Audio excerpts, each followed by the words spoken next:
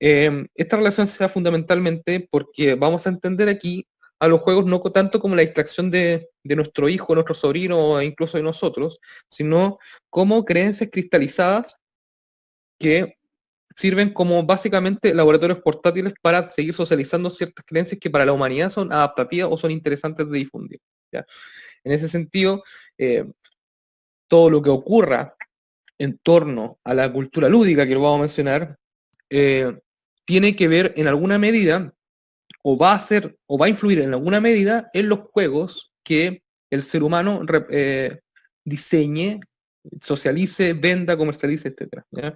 Hay una relación implícita entre juego y política, además en el mismo concepto de geopolítica, donde siempre se tilda o se trata de representar los procesos políticos, los procesos de conquista política, como procesos casi ajedrecísticos o como de juegos derechamente. ¿Ya? Entonces, la relación entre juego y política da para mucho, incluso entre juego y sociedad, entre juego y cultura, juego y música, juego y arte, da para mucho.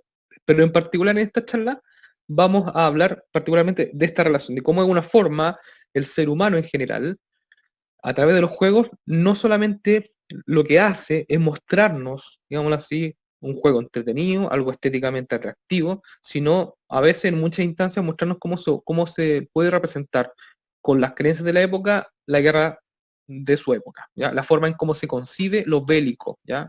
En la época.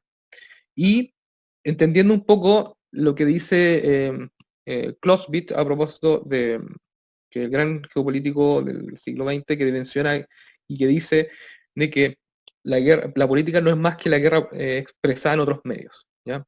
Entendiendo eso, esa relación fundamental entre guerra y política, vamos a también entender la relación entre juego y política. Porque si Clausewitz dice de que la política es la guerra por otros medios, ¿por qué no decir que la guerra es el juego visto por otros medios? ¿Ya? Hay una relación mucho más profunda entre juego y guerra. Eh, Partiendo por una disciplina que es incipiente y que en particular estoy tratando de construir y levantar, que es la ludología política, que es justamente la que hace la relación entre lo lúdico y lo político. Y como la entiendo, básicamente es la comprensión de los fenómenos políticos desde la esfera de la ludicidad del mundo social, político y cultural. ¿Ya? Ahí vamos a definir qué es ludicidad, porque es un concepto que es clave para entender cómo de alguna forma la guerra moderna se puede ser representada muy gráficamente a través de, por ejemplo, los juegos modernos o videojuegos. ¿Ya? Y ahí StarCraft es un ejemplo, pero hay muchos más. ¿Ya? ¿Qué es ludicidad? Nos quedó pendiente. Ludicidad es el criterio dentro del cual se define la forma, el contenido y la proyección de una cultura lúdica, determinada por la historia, las creencias, la materialidad tecnológica, el modelo antropológico y la legitimidad vitalista del ser humano. Ludicidad, en términos bien estrictos, es el, el- el criterio que tiene, o la amplitud, o el tamaño, o la dimensión del criterio que tiene el ser humano para convertir lúdico algo. ¿Ya? En, en distintas épocas, y lo vamos a ver también, lo lúdico no solamente expresa necesariamente la distracción, una distracción, digámoslo así, hecha para niños o hecha para gente no adulta. ¿No? La ludicidad expresa los juegos, a veces, como mencionaba anteriormente, lo que hacen, más que mostrarse solamente los juegos que juegan los niños o que juegan los adultos, lo que nos muestra en realidad es qué creencias históricamente concebidas el ser humano desea, de alguna forma, resguardar en juegos. ¿Ya? Entendiendo el juego no tanto, insisto, como una distracción infantil solamente, sino como una cristalización de una creencia que quiere que el ser humano busca que trascienda en el tiempo. ¿Ya? Ahora, esa cristalización evidentemente no es pura. No es que, por ejemplo, las creencias en torno a cómo se concebía, por ejemplo, la práctica de de la, del rito, por ejemplo, y de comunicarse con los dioses, se conserva en el tiempo. No es que, por ejemplo, por repetir los mismos ritos que ellos que quizás se practicaban en la prehistoria, necesariamente en los juegos que tratan como de replicar eso ahora, tenga ese mismo sentido. No, lo que quiere decir simplemente es que la práctica, a pesar del sentido, sigue conservándose en el tiempo. ¿Ya? Por ejemplo, el combate de espadas o el combate en general, el combate mano a mano, es una práctica de un deporte que se ha practicado desde la prehistoria. Tiene orígenes evidentemente muy antiguos. Pero antiguamente quizá tenía un sentido más religioso, en el sentido de que antes el mérito de quien ganaba era por supuestamente voluntad de los dioses. Al contrario, ahora nosotros no creemos eso. Nosotros creemos que es mérito netamente el boxeador. Entonces, si bien es cierto, se conserva la práctica, el sentido cambia. Eso no, o sea, a pesar de que se cristaliza la práctica, la creencia no necesariamente se cristaliza porque la práctica, pero la creencia, pero el sentido de la práctica tiene necesariamente correlación con la cultura y con quien de alguna forma esté liderando la cultura en términos estrictos. Entonces, volvamos un poco al juego. El juego, en términos clásicos, es una actividad de ocupación voluntaria que se realiza dentro de ciertos límites establecidos de espacio-tiempo, atendiendo a reglas libremente aceptadas, pero incondicionalmente seguidas, que tienen su objetivo en sí mismo y se acompaña de un sentido de tensión y alegría. Esta definición de Johann Huizinga, el gran historiador Johann Huizinga, que también hace un ejercicio de filosofía social al tratar de definir el juego, es muy importante, porque parte de la base y describe concretamente lo que es un juego. ¿Ya? Huizinga incluso en otros textos, y esto es más importante, aquí siento yo que lo que menciona, dice que el juego es antecesor de la cultura, o sea que prácticamente la cultura se creó jugando. Entonces, ahí vuelve aún más importante este concepto del juego como cristalización de la creencia, porque según Huizinga, y para que se vaya bajando un poco la idea, la civilización y la cultura se crea jugando, se crea experimentando antes. Antes de que hubiera música, antes de que hubiera la ley o el derecho, antes de que hubiera filosofía como la entendemos ahora, antes de que hubiera en definitiva las grandes disciplinas que de alguna forma gobiernan la humanidad y la cultura, el ser humano partió practicándolas como si fuera juego. ¿Ya? Luego en un segundo nivel las fue formalizando y las fue estructurando y las fue institucionalizando y le fue dando combustible quizás a estructuras que de alguna forma avalan un poco este tipo de disciplina. Pero lo que dice Huizinga con respecto a que el juego, a que la cultura se empezó jugando, tiene que ver un poco con esto, como que el ser humano empezó experimentando, cristalizando creencias, instalándolas en la cultura, y a medida que estas creencias se fueron instalando en la cultura, se fue generando el tejido social que actualmente conocemos, históricamente hablando. Entonces, los juegos son actividades que además ocurren dentro de sí, pero entiéndase que son como micro laboratorios de creencias que el ser humano siempre ha querido transmitir. ¿Ya? Eso es lo básico para entender un poco la relación entre juego y política. ¿Ya? Porque de alguna forma lo que vamos a hablar acá es cómo ha sido representada a través de juegos la guerra, pero también, así como cambia la guerra, cambian los juegos. Entonces, cómo de alguna forma podemos encontrar en los videojuegos modernos y contemporáneos una mejor representación de cómo se está llevando la guerra política moderna. Básicamente esa es la conclusión y ese es el hilo conductor que vamos a ir desarrollando acá. ¿No? Y otro concepto que saltó y que también lo mencioné es la cultura lúdica. ¿Qué entendemos por cultura lúdica? Cultura lúdica básicamente es todo lo que el hombre manifiesta en términos de juego, ¿ya? Dentro, obviamente, del campo cultural, dentro de la cultura. Aquí tenemos, por ejemplo, Johann Huizinga, ya lo mencionamos. Johann Huizinga hablaba de que la cultura se creó jugando. Estos son grandes referentes para definir la cultura lúdica, por eso estoy pasando por ello. Roger Caillois, que es un continuador, y él es un antropólogo, lo que él hace es concebir a los juegos, ya, si bien es cierto, Huizinga dice, los juegos cristalizan creencias y de alguna forma ayudan a transmitir ciertas creencias a través de estas cápsulas, digamos, que son los juegos. Carvalho dice, además, los juegos sirven como canales de satisfacción de impulsos. ¿Ya? Por ejemplo, él menciona concretamente que hay distintos tipos de impulsos. El impulso competitivo del ser humano, el impulso de suerte en el ser humano, el impulso de vértigo del ser humano y el impulso de imitación.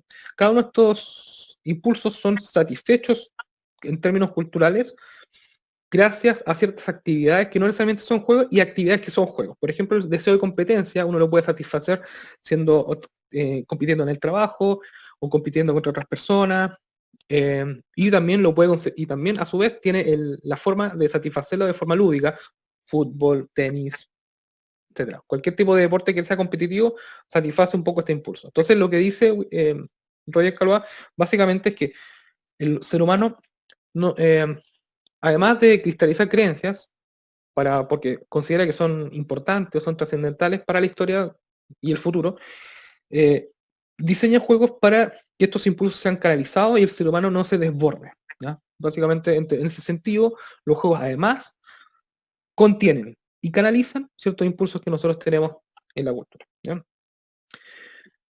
Otra autora importante, también que habla de Katia Mandoki, que un poco refuerza la idea de Roger Calois al decir de que además de que los juegos de alguna forma, de que los juegos entre comillas lo que hacen es canalizar estos impulsos, también lo que hacen es eh, mostrarnos un cara y sello de estas creencias, ¿ya? Como que además de canalizar, muestran un cara y sello, un blanco y un negro. Y, eh, y aquí voy a volver, aquí después voy a volver, pero quiero que entiendan que cuando ella habla del blanco y negro de las creencias, o de los juegos en general, dice que hay dos formas de cristalizar una creencia o de cristalizar un juego.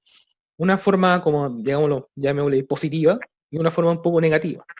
La positiva es la del prendamiento, que es cuando el ser humano crea juegos para abrazarse de su humanidad propia, como para difundir, digámoslo así, valores positivos para él mismo.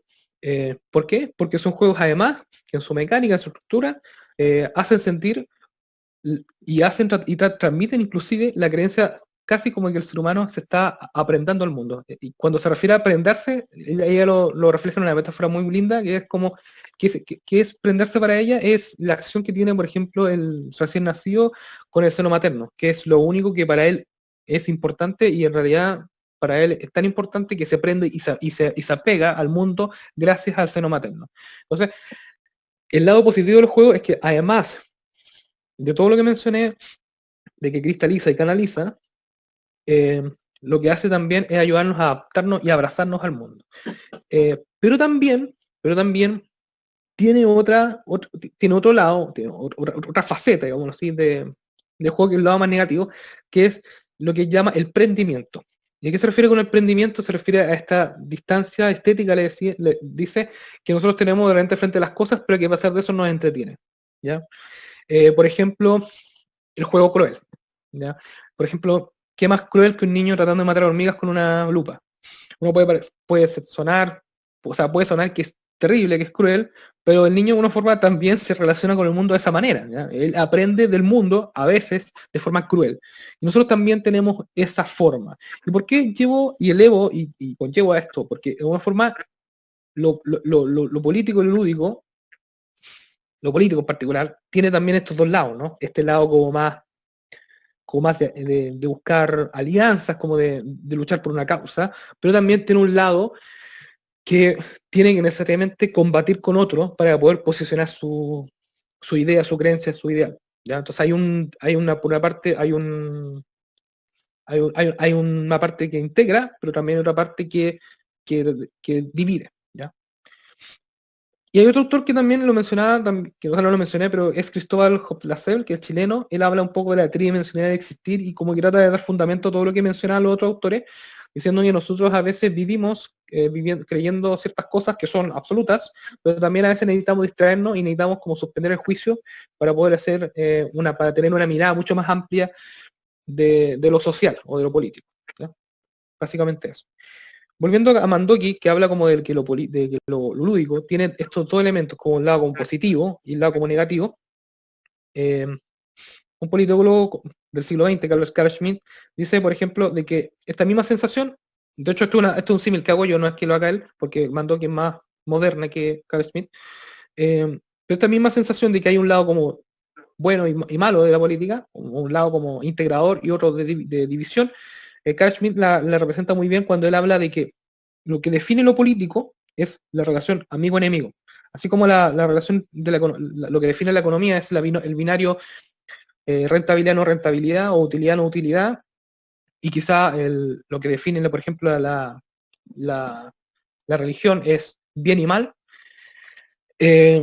Para Carl Schmitt, lo que define a la política, el binario que define la política es amigo-enemigo. O sea, y el enemigo no es, algo muy importante, el enemigo no es el enemigo que yo me encontré en la calle y que me molestó, que me tiró una talla, sino que el enemigo es un enemigo público de la comunidad, ¿ya? De hecho, él dice, un conjunto de hombres que quisiera eventualmente, de acuerdo con una posibilidad real, se opone combativamente a otro conjunto análogo. O sea, se forman bandos en lo político y eso es natural que se forme.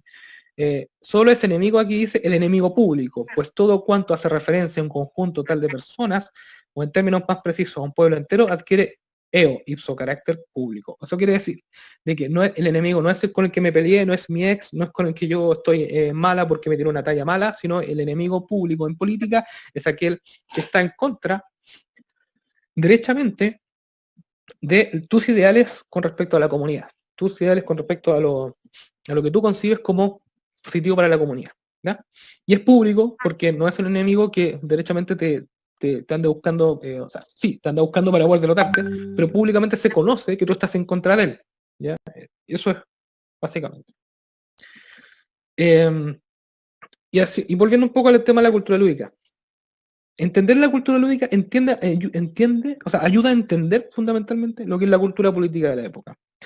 Y cultura lúdica es fundamentalmente, y lo mencioné, pero aquí lo voy a recalcar, es todo aquello que es representado en juegos, es vivido como juego y es continuamente construido desde el acto de jugar. A su vez, la ludicidad que mencionamos también es la capacidad de algo o de alguien para ser transformado en juego. Debe entenderse como un criterio de sentido. Puede existir ludicidad en las cosas o puede existir incluso ludicidad en las personas. ¿Ya? ¿A qué se refiere con esto? Que en lo político, nosotros no solamente tenemos una lucha formal, partidaria, de elecciones, sino que también existe un ámbito un poco más, no sé profundo, pero más superficial, pero más, derechamente más lúdico, más que parece derechamente un juego, en donde uno lo que hace es, y insistiendo en este lado negativo y positivo de la política, ludificando cosas, o sea, en el sentido convirtiendo en juego los símbolos o los elementos que de una forma representan al enemigo, o de forma negativa, y por otro lado, de forma positiva, los propios, los símbolos nuestros, tratando como de hacernos parecer como superiores contra ciertos enemigos. Y también se ludifican personas, o sea, se vuelve a ironizar y se vuelve también a ludificar o convertir en juego el acto de ridiculizar a las personas y a su vez enaltecer a otras. ¿Ya? ¿Por qué es importante esto? Porque parece ser que lo político a veces se entiende como algo demasiado formal, que si bien es cierto, eso cumple es parte de una arista de lo político, dentro de la política también existe mucho de ludicidad, o sea, mucho de juego, mucho de distraer, mucho de ironizar, muchas cosas que uno vive generalmente en un juego, en un juego competitivo en particular, ¿ya? Que no siempre es esto una lucha así como de caballeros, como tan noble. A veces la guerra en concreto, si bien es cierto, tiene cierta constitución de reglas, también existe a veces cierta ruptura de reglas, porque necesariamente para vencer a tu enemigo tienes que ser impredecible. O a veces tiene que derechamente también desmoralizarlo psicológicamente. Entonces, cuando hablamos de política, guerra y juego, hablamos de que lo político tiene mucho de juego y a su vez el juego también tiene mucho de política. ¿Ya? Hay una relación simbiótica increíble entre estos dos ámbitos y esto no quiere decir esto que no se pueda diseñar una estrategia en torno a eso, y que sea solamente jugar, distraerse. No, directamente al existir esto, al contrario, exige necesariamente construir una estrategia política para poder de alguna forma ir avanzando, ¿ya? Ir venciendo al enemigo. Y es porque la cultura lúdica en general y la cultura política, que tienen una relación simbiótica, tiene 4 niveles y que hay que analizar de forma profunda para no quedarse solamente en el jugar por jugar. Hay un nivel sociohistórico que es como ver cuál es el nivel sociohistórico que estamos. ¿Estamos en la prehistoria o estamos en la edad media o estamos en la edad moderna o transmoderna? El nivel filosófico, cuáles son las creencias que están ahí cristalizándose a través de los juegos y que por ende nosotros podemos aprovechar en la guerra política. El nivel tecnocultural, cuál es la materialidad que existe, qué tecnologías tenemos. Tenemos teléfonos, tenemos realidad virtual, tenemos redes sociales, tenemos diarios, tenemos revistas, tenemos televisión, tenemos YouTube. El nivel tecnológico, ver muy bien que, porque cada tecnología está a su época. O sea, estamos claros que YouTube, por ejemplo, es la nueva radio o la nueva televisión. Ya quizá la televisión está un poquito atrás en cuanto a difusión de ideas políticas. Entonces siempre hay que analizar este nivel que a veces nos quedamos con eso solamente porque porque creemos que basta con tener el medio, pero para tener el medio hay que tener conciencia histórica, conciencia filosófica de la situación y obviamente conciencia tecnológica. Y un nivel menor, no menor, es el tipo de hombre, ser humano que se está construyendo, que es el nivel de sistema de personalidad, que podríamos llamar como el nivel de personalidad. ¿Cuál es el hombre que está en esta época, bajo qué creencias y bajo qué elementos tecnológicos lo estamos construyendo o se está construyendo? Porque hay que entender que en política hay ganadores y perdedores. Hay gente que está al margen y gente que está realmente gobernando la situación política y cultural. Entonces, entender qué tipo de hombres están construyendo, o ser humano, para la gente que es un poquito sensible con ese concepto. ¿Qué tipo de ser humano se está construyendo? ¿En base a qué tecnología, en base a qué filosofía y en base a qué, y en qué periodo histórico en concreto estamos? Eso es importante. Y aquí hay un tema que no voy a profundizar porque este es materia de otro, este harina de otro costal como tienen en el campo, que es la época en la que estamos, en particular, es una época transmoderna. ¿Qué significa esto? Significa, en particular, que vive una época donde nada es sólido y todo va cambiando y todo se busca cambiar. ¿Ya? Incluso lo que es lúdico se va cambiando constantemente, lo que es cultura se va cambiando constantemente. Nos han insertado culturalmente, y esto no es espontáneo, el bichito de la ansiedad de que todo tiene que cambiar constantemente. ¿Ya? No hay una modernidad consolidada, ni tampoco una posmodernidad como si fuera una modernidad que no sabemos para dónde va. Al contrario, hay una constante ansiedad compulsiva por querer cambiarlo todo, todo, todo, todo, todo. ¿Ya? Y para poder cambiarlo todo de forma permanente, casi es como si fuera una revolución permanente, diría Trotsky, es necesario, necesariamente, tener un escenario en donde todo, todo sea lúdico. Entonces, pensar lo lúdico no es necesariamente dejarse llevar por lo que ellos han hecho, sino que es derechamente pensar lo lúdico para generar una contrarrevolución. La época actual es muy lúdica. Eso lo han dicho muchas personas, han dicho que se dice, hay muchos autores que mencionan esto, de que el futuro de todo, de nuestra cultura es lúdica. ¿Y qué está sucediendo entonces? Que todo lo que actualmente estaba tan formalizado se está desnudando, está abriéndose, lo están deconstruyendo, lo están abriendo directamente para poder hacernos vivir la cultura como si fuera un juego. Entonces, ante eso, y ante esa circunstancia, diría Arturo hacer, lo que tenemos que hacer, lo que yo propongo hacer, es pensar esta situación para aprovechar la energía vital o la energía cultural que existe actualmente, aprovechar las creencias para contrarrestar las del enemigo. ¿Ya? Y evidentemente da un paso también para analizar qué está sucediendo, cómo se está manifestando esta cultura lúdica hiperludificada, llamémosla así, o donde todo el juego parece, donde todo se ludifica, donde al parecer casi nada vale la pena, y todo, aquí, al parecer que incluso los criterios ya no son buenos y malos, parece que ese es aburrido entretenido, ¿ya? Entonces, ¿cómo pensar eso? O sea, pensar eso para poder pensar, va la redundancia, una contrarrespuesta a lo que ellos ya han generado. Ya nos han ludificado, entonces ¿por qué nosotros no podemos pensar una contrarrespuesta más ludificada también? ¿Ya?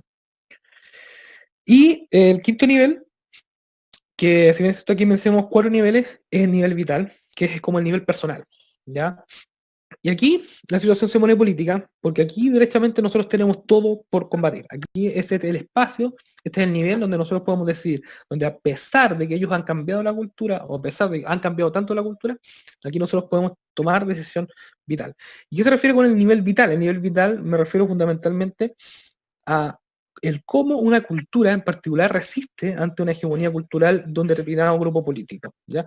En particular entonces significa cómo nos apropiamos de la ludicidad que existe en la cultura para ejercer contrarrespuesta o resistir. ¿Ya? Y quien entrega una muy buena definición de este nivel vital es Ortega Set, quien menciona de que a todo esto él dice de que lo lúdico no es algo, insisto, necesariamente infantil, como lo mencioné anteriormente. Él al contrario dice que es parte incluso de una fuerza natural del ser humano. ¿Ya? O sea, anteriormente mencionamos varios autores que mencionaban un poco el fundamento de lo que es lúdico, la importancia de la cultura lúdica y cómo los juegos se expresan, etcétera. Pero aquí Ortega da una cuestión muy importante. Y dice, por ejemplo, dice, la actividad original y primera de la vida es siempre espontánea, lujosa, de intención superflua. Es libre expansión de una energía preexistente. No consiste en salir al paso de una necesidad. No es un movimiento forzado o tropismo, sino más bien la liberal ocurrencia, el imprevisible apetito. Lo que dice Jorge Ortega Gasset, y lo que trata de hacer también para poder contrarrestar el pensamiento utilitarista de Charles Darwin, es decir, que el ser humano, en primera instancia, y esto es muy importante entenderlo, tiene una energía vital que lo hace buscar eh, el satisfacerse con la vida antes que satisfacerse con lo material. ¿Ya? El ser humano funciona, según él, como un verdadero deportista. Lo que busca el ser humano es, no diríamos entretenerse, pero sí darle un sentido lúdico a sus actividades, porque para él es más importante sentirse en constante desafío que simplemente estar buscando alimento para poder sobrevivir. ¿Ya? Eso no quiere decir de que el hombre se lo pase jugando y que por ende sustituya el juego al alimento. No, al contrario, él dice que el ser humano, para darle un sentido a su vida, además de alimentarse y todo eso, pero darle un sentido más trascendente, se exige a sí mismo ser un jugador, se exige a sí mismo verse como un deportista, se exige a sí mismo desafiarse a sí mismo constantemente, por ende se exige a sí mismo jugar la vida más que simplemente cumplir y hacer trámites. ¿Ya? Y esa exigencia es súper necesaria porque el juego en general, y aquí hago un resumen de cómo yo consigo el juego, en base obviamente a todas las referencias que mencioné. El juego tiene 4 niveles que se expresan a veces de manera complementaria, a veces todos, o a veces uno, o dos, o tres, o cuatro. El juego es distractivo, en primer instante, te distrae, te lleva a otro mundo, esto está claro, es ficticio. Es formativo, o sea, el juego puede educar, ¿ya? ¿Qué es lo que hace, por ejemplo, la educación parvularia con los niños? ¿Ya? El juego comunica, o sea, el juego, por ejemplo, puede transmitirte un relato, una historia, una forma ideológica a través del juego, ¿ya? Una ronda, por ejemplo, o jugar a contarte una historia, eso se da a nivel comunicativo, y hay un nivel transformativo que es cuando ya el juego cuando tú derechamente tomas el juego como una herramienta política, ¿ya? Derechamente. ¿Y por qué ocurre esto? Porque el juego cristaliza creencias, socializa prácticas y funciona como un canal representativo de lo cultural, ¿ya? Cuando uno ve la relación entre juego y cultura, se da cuenta de que todos los juegos que el hombre enseña es parte de las creencias que el hombre tiene, pero también de ciertas creencias que el hombre quiere cristalizar. Básicamente eso.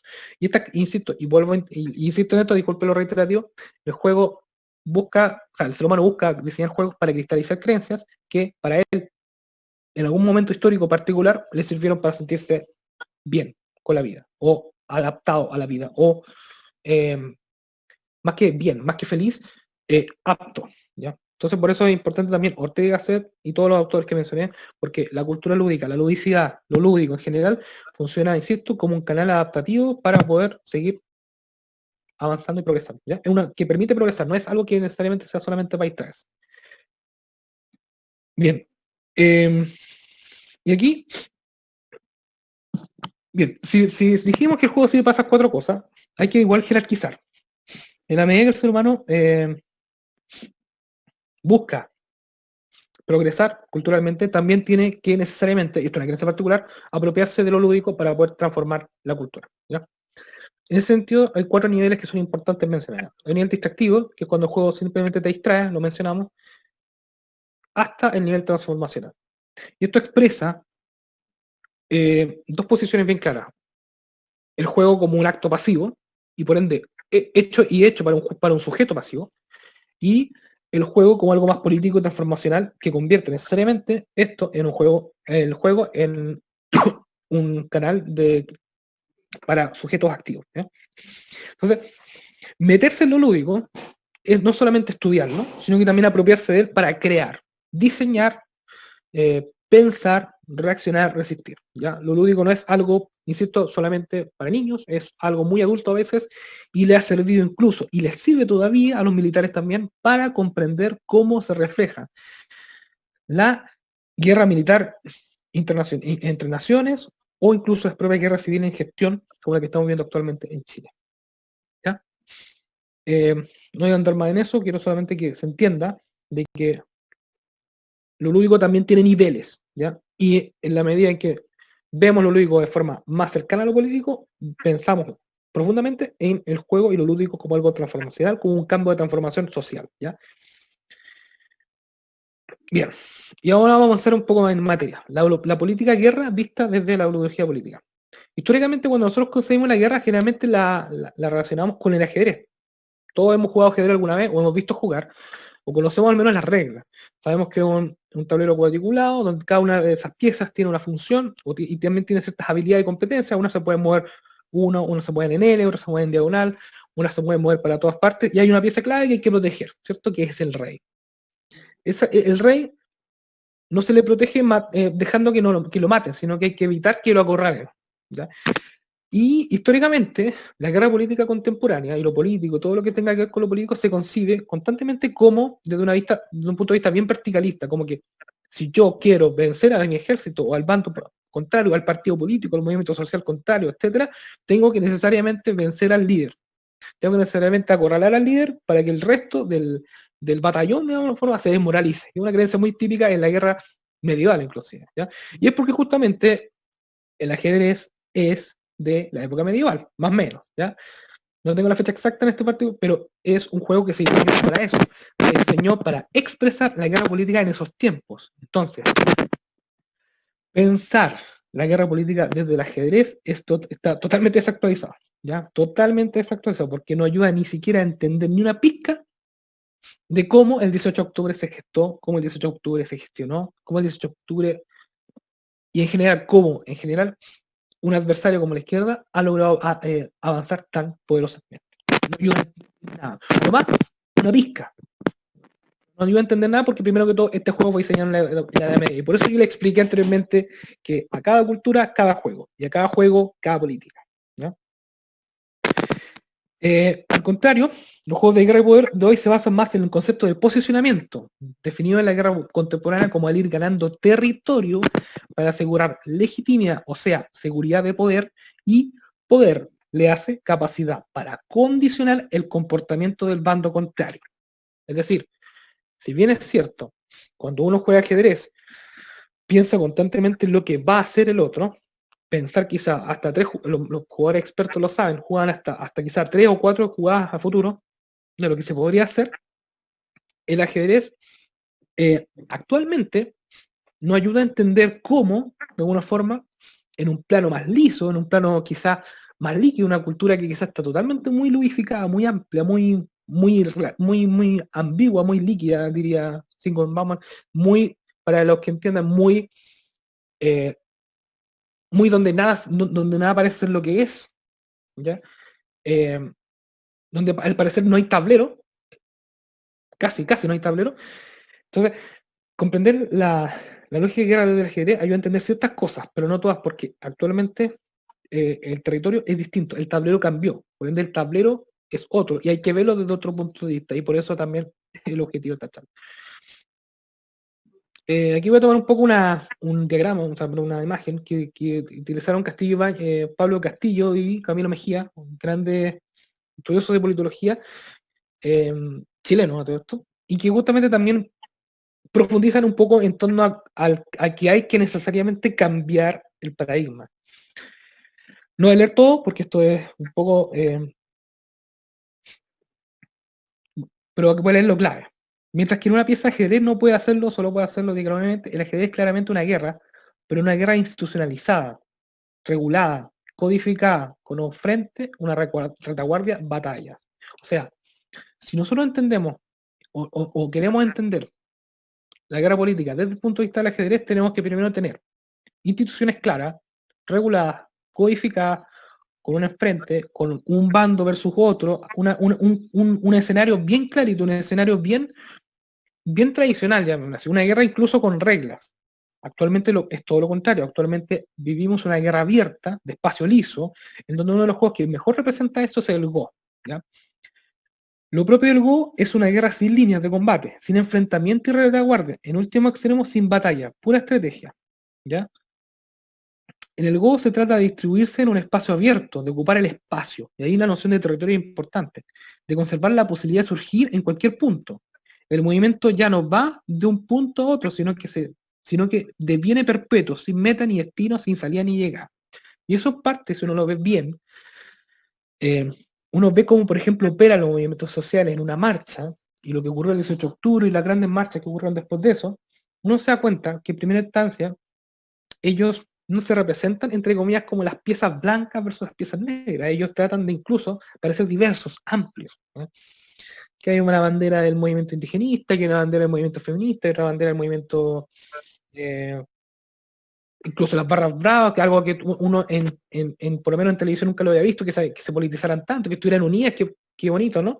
Ese concepto de amplitud, como de que ver que todos están bajo el mismo alero, pero que son distintos y que están todos incluso ubicados en distintos territorios, es muy distinto a una batalla de dos bandos, que es lo que uno ve generalmente en el ajedrez, sino que al contrario, una batalla bastante particular, que incluso se generan bastante en distintos frentes, ya que ellos llaman las zonas autónomas, las zonas temporalmente autónomas, que se refieren a zonas que ellos van conquistando. Entonces, ya no es como un cuadrito, ya no es Plaza Italia solamente, en regiones, en Plaza Italia, en el en Parque Bustamante, en escuela militar, etcétera, en distintos lugares para que parezca que, primero, que la teatralización de que todo es espontáneo y que están todos haciendo lo mismo, que todas partes están generando este cambio, o que todos se están movilizando y no es un partido o un movimiento el que está movilizando, sino que son varios movimientos que en realidad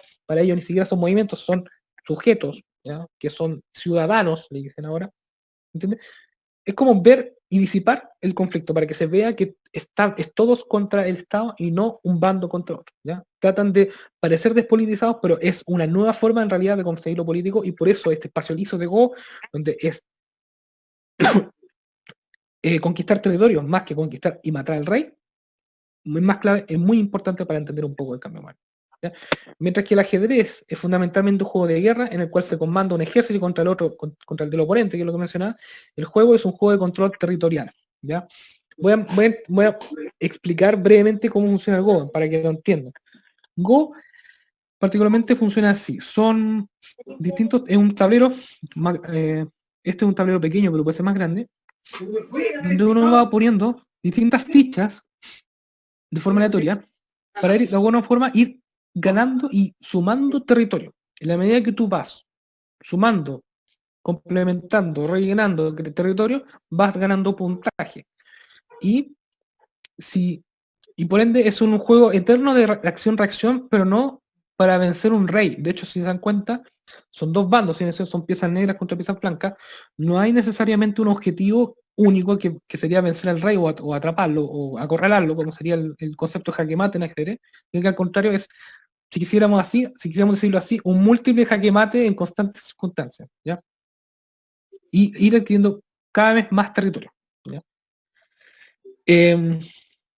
Esto que parece aún más actualizado que el ajedrez, porque ayuda a entender un poco, incluso yo diría que el Go es más antiguo que el ajedrez, pero en términos de actualización de la estrategia política contemporánea, el Go es mucho más claro en cuanto a cómo funcionan estos movimientos sociales, ¿ya? ¿Ya? Y si quisiéramos hablar de llegar, como decía, a cada juego, cada guerra, cada política, tenemos que igual llegar y retrotraernos también a cómo pueden expresar, ya no tanto los juegos antiguos, sino que cómo expresan los juegos contemporáneos en la guerra política contemporánea, ¿ya? Que en particular se conoce como guerra molecular disipada, y lo vamos a explicar después, pero vamos a ir de a poco, ¿ya? Si Go explica un poco esto, hay que ir, siento yo, a un siguiente nivel, ¿ya? Porque si queremos avanzar, si queremos comprender el avance político de un determinado adversario, de un determinado juego político que se esté generando en la sociedad, juegos como StarCraft, por ejemplo, ayudan a comprender una mirada mixta de la guerra, ¿ya? Porque lo vamos a explicar para los que no conocen StarCraft y obviamente les parece un poco demasiado millennial. StarCraft es un RTS, es un juego de estrategia, ¿ya? En donde tú tienes básicamente tres tipos de raza, que son, entre comillas, tres tipos de formas de organizar tu ejército, ¿ya? Porque cada una de estas tiene una personalidad particular, ¿ya? En donde la idea y el objetivo es, tú partes con tu base, de hecho hay una fase de organización donde tú diseñas una táctica para recolectar recursos, que para StarCraft son dos tipos de recursos, son minerales y son gas de espeno, en donde luego de eso, en el juego, necesariamente te obliga a ir a observar al enemigo, ir a observar qué está haciendo, para tú obviamente diseñar una estrategia, generar por ende unidades que sean representativas de tu propia estrategia. O sea, si el enemigo, por ejemplo, en tu ir a observar al otro, va a atacar por aire, tienes que prepararte para eso. Entonces las primeras unidades de ataque tienen que resistir necesariamente a esos ataques aéreos. Luego de eso tienes que analizar geográficamente el lugar para poder conseguir expandirte, porque así como tienes una base que recopila recursos, que después vas a gastar para generar unidades, tienes que también tener la mayor cantidad de bases para que tu economía y tu macroeconomía crezca. Entonces, básicamente es un juego donde tú organizas, o sea, recolectas recursos, diseñas una estrategia para defender tu territorio, tu base y tus bases complementarias, y definir también cómo ir expandiéndote hacia los lados, ojalá, y ojalá también anulándole el territorio al otro, ¿ya? Entonces, por una parte, tiene mucho de Go, del tema de los territorios, como de ir complementando, ir creciendo, ¿ya? Ir creciendo en tu territorio, ir conquistando territorios ajenos también para poder tú creciendo y anular también el avance del otro. También tiene mucho de ajedrez porque primero, hay un enemigo clave. De hecho, hay instalaciones clave que derrotar, que funcionarían como los reyes, digamos, como las unidades claves que sirven para anular el progreso del enemigo. Entonces, es un constante, es un juego de dos bandos, ajedrez, pero a su vez es un constante ir conquistando territorio y anulando el progreso del otro. Ya muy parecido a lo que es Go. ¿Ya? En una segunda etapa de StarCraft, uno rediseña la táctica de revolución de recursos, ve cómo expandir su economía, en qué gasta eso, define ya definitivamente un segundo nivel de unidades para poder avanzar y derrotar al enemigo. Eh, Luego generas unidades para ralentizar el progreso del enemigo, lo que mencionaba, que no solamente tú crecer, sino que dejar que el otro, o sea, no permitir que el otro crezca. Potenciar también las bases complementarias que ya había desarrollado en la fase de organización, y luego cuando ya la situación ya está como menos con la macroeconomía tuya y la del otro están más o menos positivas, también más o menos altas, tienen alta rentabilidad, por ende corre tanto capital que puedes generar la suficiente cantidad de unidades. Ocurre la fase de definición, que es cuando derechamente se atacan solamente, se defienden solamente, se busca regenerar unidades con todo el flujo de capital que ya está circulando, y también se define concretamente quién gana, que a veces no solamente basta con derrotar todas las bases, sino que las bases principales, que son básicamente las bases que le dan recursos y capital al enemigo. Entonces, es una lucha económica, política y cultural. O sea, cultural no, pero es una lucha económica, política en todos los sentidos. Y para aquellos que no, que no, que no, que no han visto, que no conocen StarCraft, voy a mostrar una partida bien rápidamente para que se entienda cómo se muestran estas tres fases entre dos jugadores que son profesionales de este juego, que son ¿cómo se llama? Digo, de Corea.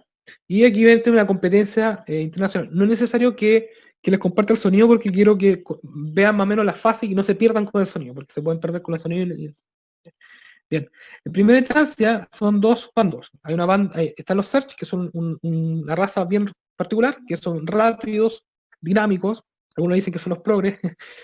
Y están los Terran, que son una especie de especie, que son los humanos, pero es una especie de raza intermedia, ultra tecnologizada, muy defensiva, y que por ende, más que generar recursos de forma rápida o generar unidades de forma rápida, lo que busca es generalmente defenderse de forma rápida y protegerse ante muchas circunstancias. Son muy defensivos en ese sentido. Eso no quiere decir que ataquen mal, sino que se refiere que simplemente tienen como forma de contrarrestar al enemigo de varias formas. Ahí están en la fase de organización, donde evidentemente están recolectando, pero también están ya empezando a observarse para ver lo que está haciendo el enemigo, que también forma parte de la fase de organización. Están los recursos que él mencionaba, estos son los minerales, y este es el gas vespeno que todavía no se genera. Mira, ahí ya están empezando a incluso a expandirse, y también a ir a conocer y ver lo que está haciendo el otro enemigo, porque eso sirve para poder diseñar una estrategia.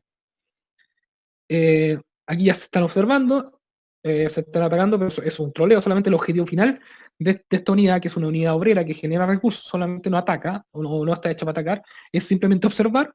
Aquí, por ejemplo, se dio cuenta ya de qué es lo que está haciendo. Aquí esto es una fase como de observación, de ver qué está sucediendo, en particular con cada una de estas unidades. ¿Ya?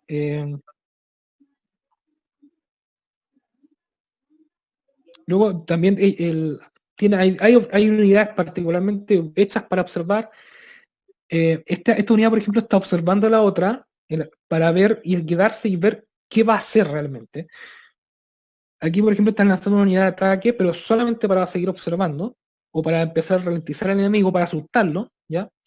Aquí, por ejemplo, el search se está expandiendo y están ya empezando el ataque para poder empezar a la fase a la segunda fase que mencionaban para poder ralentizar el avance del enemigo.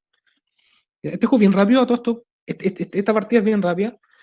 Miren lo que pasa, que genera unidades de ataque, estas son unidades de ataque, no solamente para generar recursos, van a la otra enemigo, van a la otra parte, ya se están generando, ya se están armando ya la batalla, ya no es solamente observar, sino que atacar y ralentizar, evitar que el otro siga observando, porque si no va a saber lo que yo voy a hacer, por ende, como que para dejar de romper el secreto, para dejar el secreto vivo, digamos, de lo que tú vas a hacer.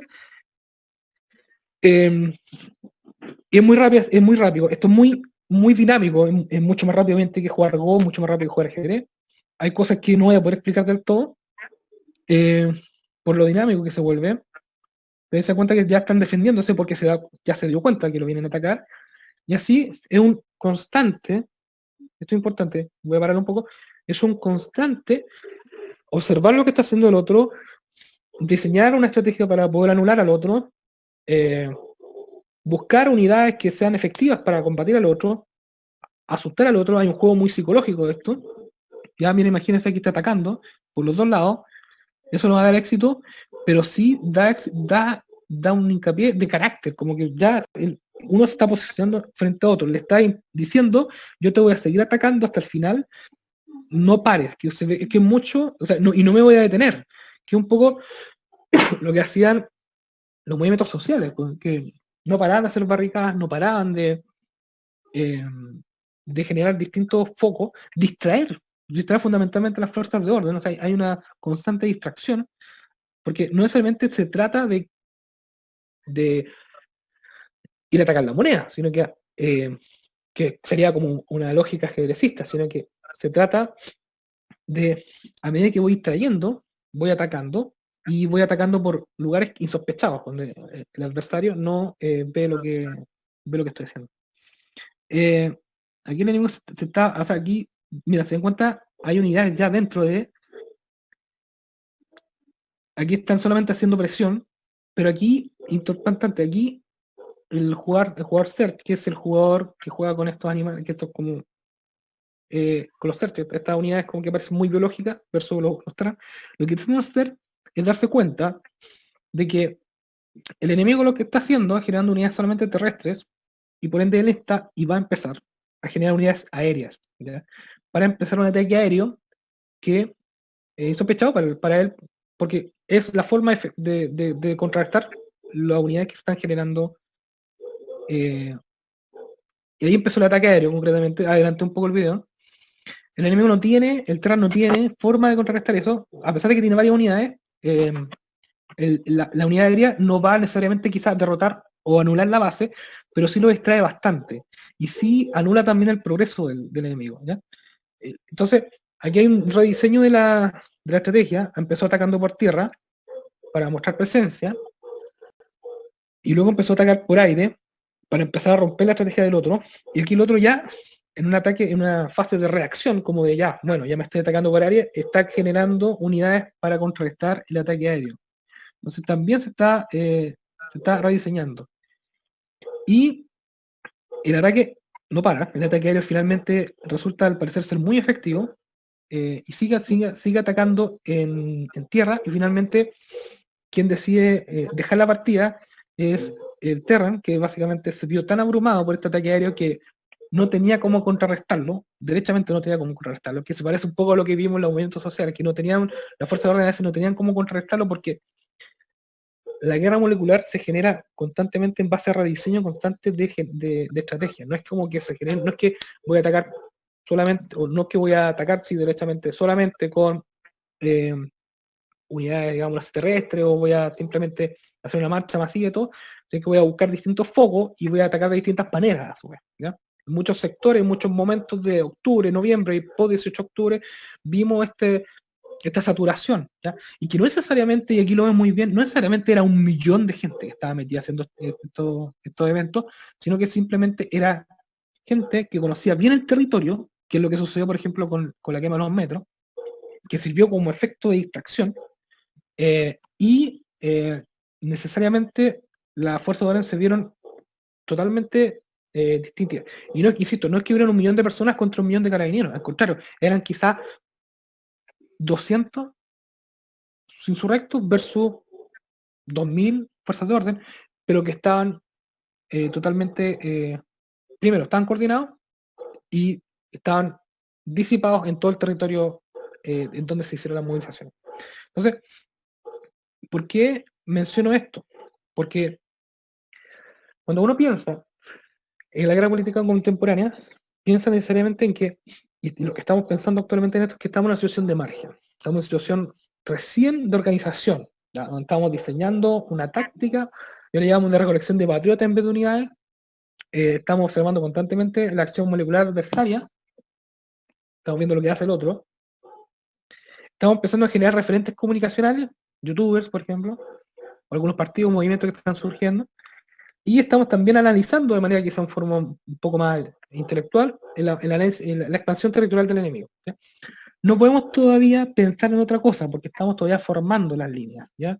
Y como vimos en un momento, la batalla todavía no podemos ir a pelear porque podemos incluso ser más cuantitativamente, pero cualitativamente todavía no tenemos el peso para ir anulando y ganando territorio del enemigo particular, ¿ya? Entonces, en esta fase de resistencia frente a una hegemonía cultural de la izquierda, uno tiene que estar en una fase de organización y que se puede traducir básicamente en resistencia, para pensar, para formar, para aliarse, para conversar, dejar de pelear, porque no estamos en una guerra todavía, tenemos que prepararnos. Básicamente la fase de organización, así como en StarCraft, es una fase de preparación. Yo le llamo organización porque eso es, pero es también en su espíritu, preparación, ¿ya? ¿Y cómo se da en concreto, en nivel como ya más profundo, la guerra molecular? Que quizá la quisimos expresar aquí en StarCraft, pero voy a profundizar para subir un poco el nivel. Fuente, esto me lo acaban de pasar la tarde, el canal YouTube Pensando la Nación. ¿Ya? No, esto es algo, no es algo de elaboración propia, pero que sí comparto bastante, porque es lo que significa actualmente y lo que se ha viralizado en nuestras líneas como la revolución molecular anticipada. Entonces, ¿qué es la revolución? Va a ser un cambio profundo. Esto es molecular porque no es partidista, no es infraestructural, no es supraestructural. No se da en algún campo concreto, se da en todos los campos posibles. Es disipada, no es a modo vertical de organización y poder. Ya no es un ataque directo, no es un ataque 1 a 1, es un ataque constante, ¿ya? Es un ataque permanente, un ataque que se da en lo cultural, en lo político, en lo vocacional, se da en distintos campos, ¿ya? En la economía, la política, la educación, la costumbre, la religión, la salud, la familia, ¿ya?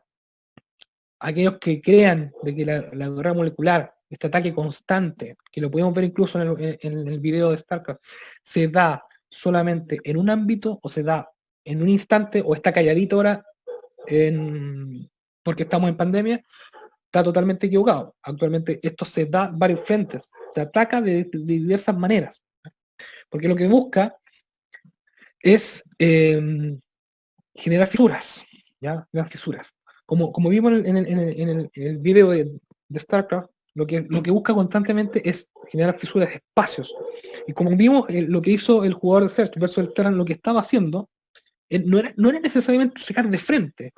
Lo que estaba tratando de hacer es introducir unidades para generar fisuras. ¿Para que en esos espacios que tú logras, de alguna forma, romper del enemigo, esos territorios que logras romper, que logras desterritorializar, mencionan ellos, instalarte, ofrecer una idea, una creencia, ¿ya? Por ejemplo, el narcotráfico funciona muy bien como una fisura, ¿ya? Que es una fisura que ataca varios frentes. Ataca la seguridad nacional, porque evidentemente estos tipos son delincuentes y armados. Ataca al campo religioso, porque se dice y se concibe la droga como algo positivo. Y ya incluso se deja de pensar la drogadicción como un trastorno mental o como una enfermedad, se ve como natural. También ataca la educación, porque se trata de inmiscuir, y se trata incluso en los libros de historia, en libros de biología, como la marihuana como una droga blanda, ¿ya? A pesar de que el Estado tenga toda una ley que vaya en contra y tenga toda una institucionalidad hecha para ir en contra de la droga, de a poco lo que es la droga en general se va inmiscuyendo y se va inmiscuyendo en diversas formas, ¿ya? Y aquí vemos también distintos tipos de fisuras que se generan. Por ejemplo, insisto, está el narcotráfico, el tema de la agenda de género, la homosexualidad, los trastornos mentales, concebidos como naturales, como que ahora todos somos depresivos, estos tipos de ideas que se van como viralizando. El consumo de drogas afecta a lo político, lo ocasional. Entonces, ¿por qué es importante esto? Porque no es un ataque lineal, no es un ataque hacia una cosa, no es un ataque hacia la moral del mundo, no es un ataque hacia la patria en términos como bien, como monólogo, como hoy están atacando la patria. Están atacando la patria bajo diversos frentes y de diversas formas. Y por eso yo los quería llevar a StarCraft, porque es un juego que expresa un poco eso, que es un ataque continuo del territorio enemigo o del territorio tuyo propio bajo diversos frentes, generando fisuras, porque es la única forma de poder entrar, ¿ya? Y de hecho, lo vemos aquí, la forma en que fue entrando y para ganar fue rompiendo diversos, disculpen, fue rompiendo algunos espacios. Primero partió terrestre, lo fue extrayendo, forzó al otro a que construyera unidades terrestres para que después el ataque aéreo sea más efectivo, para que no haya contrarresta, para que no haya contrarrespuesta, que es un parte de lo que hacen constantemente. Entonces, cuando alguien eh, logra entrar en tu territorio de esa manera, aunque tú lo contrarrestes, aunque tú reacciones, es tan efectivo el ataque porque ya generó la fisura, ya se dan cuenta, y no son tantas unidades, son 6, pero ya generó la fisura que puede destruir y totalmente anular totalmente el enemigo, al punto que el otro decida completamente rendirse ante el ataque minoritario, pero bien efectivo y bien puesto. ¿Por qué? Porque el adversario político, en este caso, lo que hizo la izquierda fue generar un espacio concreto para ir metiéndose concretamente. Y a pesar de que tú trates de reaccionar, generando unidades que traten de contrarrestar, fuerza tu economía a que tú le hagas caso. Fuerza tu política, fuerza tu unidad, fuerza todo a que tú le hagas caso y que tú constantemente le respondas, más que crees un discurso o más que generes realmente o que hagas prevalecer tu idea. ¿Ya? Eso es muy importante. Y a través de agenciamientos. ¿Qué se entiende por agenciamientos? Se entiende a atacar por distintas vías, distintas áreas de la cultura. ¿Ya? No solamente estos grandes campos, sino que tocar también otros campos más artísticos, quizás el arte, la música, la literatura, el cine, el deporte, el derecho de vivir en paz y toda esa parafernalia que ellos crearon y que de alguna forma, por generar el discurso del resentimiento, hicieron cada vez más aceptable que su música se convirtiera en himno. ¿Ya? Antes, la música de los prisioneros, si bien es cierto, se escuchaba, ahora parece son himnos, porque generaron la fisura, porque concientizaron a la gente a creer de lo que ellos, a la sensibilidad que ellos estaban generando, era la sensibilidad que era la real, la importante. ¿Y cómo representar esa sensibilidad? Bueno, a través de música que tenga un lenguaje resentido, que tenga un lenguaje de lucha de clase, que tenga un lenguaje de los pobres contra los ricos, etcétera. ¿Ya? Entonces, importante. Y para terminar, los juegos competitivos que jugamos son la consolidación cultural de la forma en que la guerra política se está ejecutando. ¿Ya? No basta jugar lo tradicional, es importante monitorear lo actual para revelar la forma en que los creadores de juegos están mostrando cómo opera la cultura lúdica actual. Jugar videojuegos no necesariamente puede ser algo muy distractivo, pero si uno se va por el lado transformativo, uno puede pensar en estrategias de guerra pensando en lo que la misma cultura lúdica te está comunicando. Entonces, hacer la ligación de manera intelectual, académica e investigativa entre cultura lúdica y cultura política ayuda mucho a comprender cómo se efectúan estos movimientos y estos avances políticos. Y finalmente la anatomía de la cultura lúdica ayudará a comprender la forma en que el ser humano combate políticamente, ¿ya? Muy importante, especialmente centrándonos en los videojuegos competitivos, ¿ya? Así que por ende, dejo abierta el micrófono para que conversemos, dialoguemos y este mensaje que únete realmente a la guerra cultural significa alinearse, ¿ya? Alinearse y pensar derechamente qué vamos a hacer ante una situación de una estrategia que está constantemente atacando, generando y anulando al enemigo. A nosotros, en este caso, que somos su enemigo. Muchas gracias. Oye, Guillermo, excelente. ¿Me puedes dar el hosting, porfa, para ver el tema de las preguntas? Chicos, recuerden, bueno, manito levantada, ¿cierto? No sé si me lo diste a mí o no. No, me aparece José Salinas como anfitrión. Vayan levantando la mano por mientras para yo ir seleccionando ahí a las personas que quieran hacer alguna acotación, reflexión, preguntar algo quizás que no haya quedado muy claro.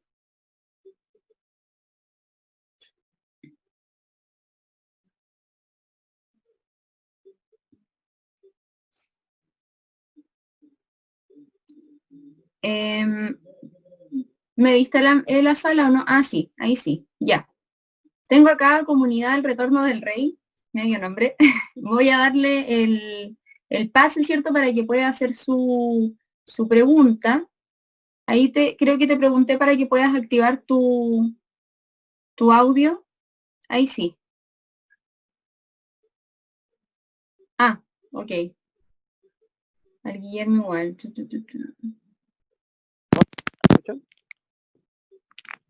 Guillermo, ahí sí, a ver. Ahí sí. ¿Aló? Sí, te escuchamos. Hola, hola, mi nombre es Esteban y quiero hacerle la pregunta, Guillermo. Bueno, primero agradecerle por la charla, muy, muy ilustrativa, muy interactiva también. Interesante cómo el tema de los juegos van reflejando un poco la sociedad y la sociedad se ve reflejada también en el tema de los juegos, como tú mostrabas StarCraft. Mi pregunta es, hiciste mención de Félix Guattari, si no me equivoco, sobre el tema de la revolución molecular. ¿Tú podrías recomendar, aparte de esa literatura, qué otra literatura nos podrías recomendar tú para poder entender este esquema que tú muestras a través de este tema de los juegos? Sí, claro. Mira, Guattari no lo expresa como lo expreso yo, en el sentido que él no habla de juegos. Lo menciona así, a veces quizá como un recurso literario, así como una metáfora, pero no hace la ligazón, ¿ya? Pero Guattari, el libro principal es La Revolución Molecular, de Félix Guattari Deleuze. Ese libro hay que leerlo como por, casi como por obligación. Y recomiendo toda la producción intelectual que se está generando en torno a eso, ¿eh? Te recomiendo, por ejemplo, leer La estructura discursiva de los murales de Pablo Castillo para optar al magíster de análisis comunicacional, comunicacional, creo que se llama el magíster, que lo mencioné también en el Power. Busca Pablo Castillo Ibáñez y Carlos Mejía, ellos tienen una tesis muy buena. Recomiendo también para entender cómo opera la revolución molecular disipada el canal RCT, del cual yo Así lo también ubico. he participado. También he participado hablando, tengo ahí 4 videos. Y también recomiendo el Pensando la Nación, que es otro canal también, que también explica muy bien, en sus primeros videos especialmente, cómo opera la revolución molecular, ¿ya? Ok. Ellos también tienen mucha más bibliografía y la pueden recomendar y la puedes puede recibir ahí también de parte de ellos, de su canal, buscarlos también por YouTube. Y en general, ya ahí me pongo un poco más personalista, puedes también leer mis papers, puedes buscarme en academia.edu. Tengo ahí, hablo sobre el fenómeno de la transgamificación, que no lo hablé ahora porque eh, no quería evitar, o sea, no quería irme por otra rama, pero que tiene un poco que ver con eso, ¿ya? Ya. Los papers están con tu nombre, ¿verdad? Sí, Guillermo Sepúlveda Castro. Pone Guillermo Sepúlveda Castro más videojuegos y voy a ver. Ok. Ya, pues, muchas gracias. Vale, un gusto a ti. Gracias a ti por preguntar. Chicos, ¿alguien más? Porque de verdad hay tiempo, no hay nadie que ha levantado la manito aparte de la persona, ¿cierto?, que habló recién. Con toda la confianza. Camilo Herrera, ¿tú quieres hablar, decir algo? Camilo, te voy a desmutear para que puedas hacer tu pregunta, ¿ya? Ya, Camilo. ¿Se escucha, no? Sí, Sí. súper. Bueno, o sea, no sé si sea obligatorio hacer una pregunta, puedo hacer una intervención más que una pregunta, ¿no? Sí, también una reflexión, comentario, Ya. lo que Ya, mira, en pedagogía, que es lo que yo ejerzo, hay un término que se llama gamification of learning, que significa que para aprender el cerebro necesita estar por ejemplo, con estructura de juego, ¿ya? Porque el cerebro así funciona, porque como lo explicó Guillermo, ¿cierto? El cerebro tiene o sea, produce en su estructura hay una parte que necesita constantemente el estímulo de los juegos, esa sensación de ricura de, oh, bacán, este es un juego. Así mismo se genera la estructura dentro de la clase. ¿Ya? El tema es que cuando uno crea juegos para los alumnos, uno le está implementando estructuras mentales también. ¿Ya? Así como por ejemplo, no sé, porque se aprende un verbo, qué sé yo, a través de un juego, etcétera.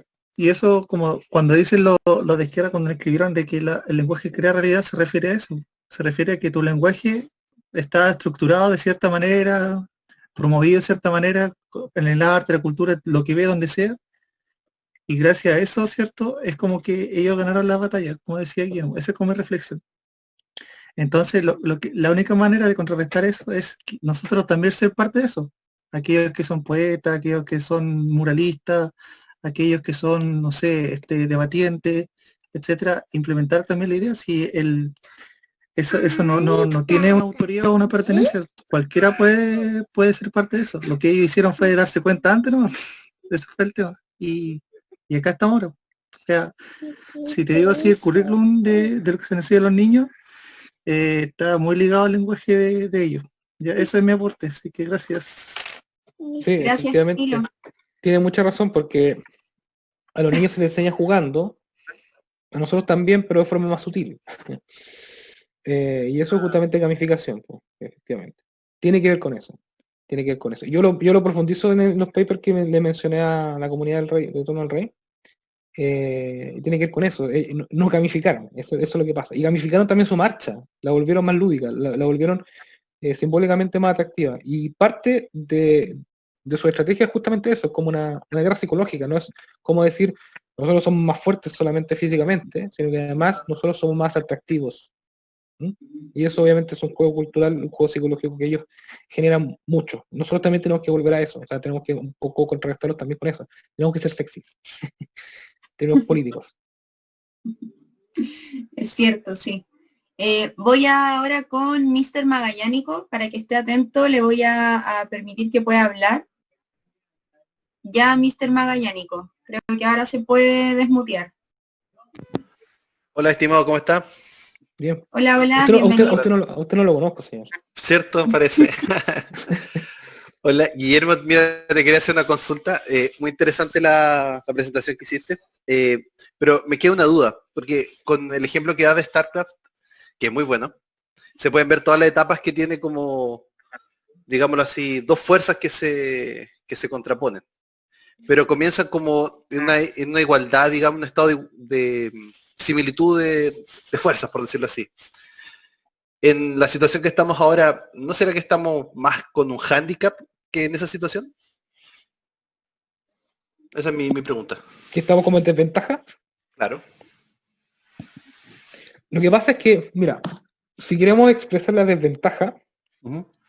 yo por eso puse este video, yo lo vería desde el punto de vista de la raza. ¿En qué sentido?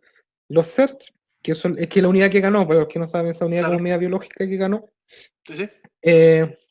es mucho más frágil que el Terran en general. ¿Ya?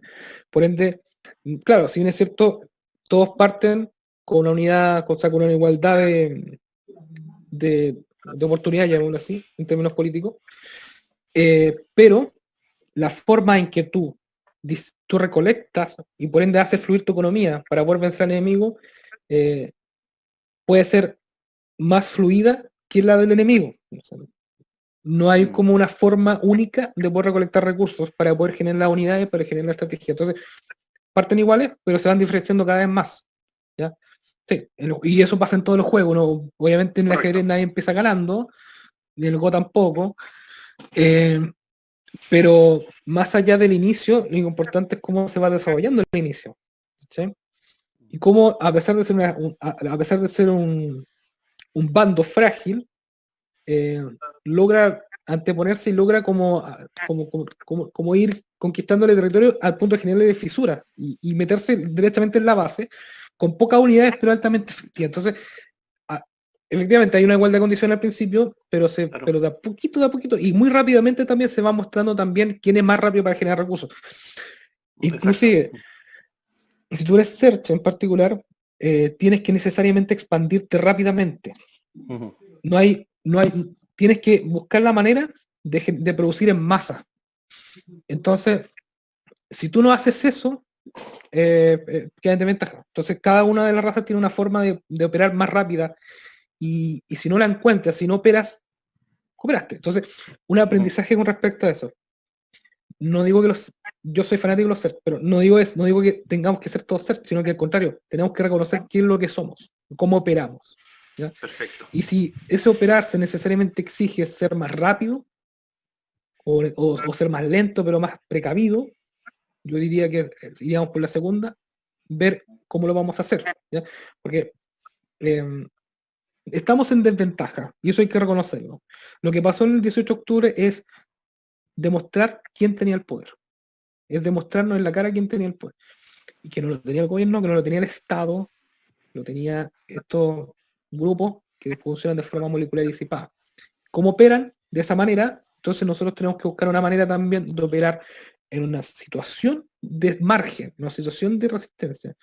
Por eso digo que hay que hacer circunstancias, que en este caso estamos recién organizando, ¿no? Y ver cómo podemos organizarnos de la mejor forma posible. Correcto. Excelente. Vamos ahora Gracias. con las últimas tres personas, que sería Rodrigo, Francisco y Patricio Sánchez.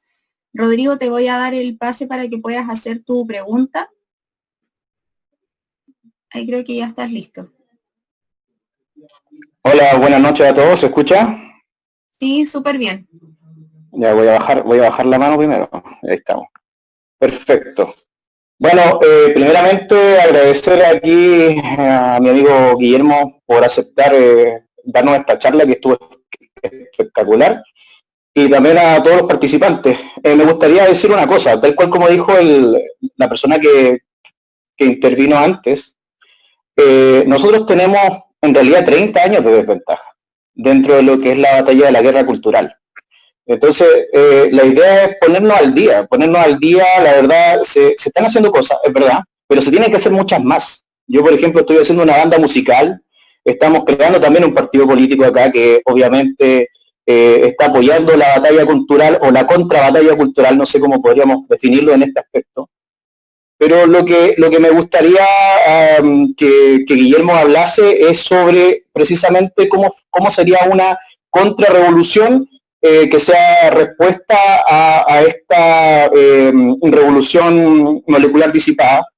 Si nos podrías hablar de eso, por favor, estimado Guillermo.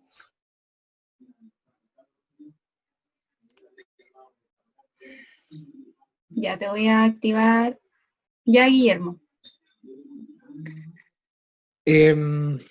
Bueno, es súper ambiciosa la pregunta, Mi respuesta también pretende, pero mi respuesta no quiero que sea ambiciosa porque prefiero ser humilde.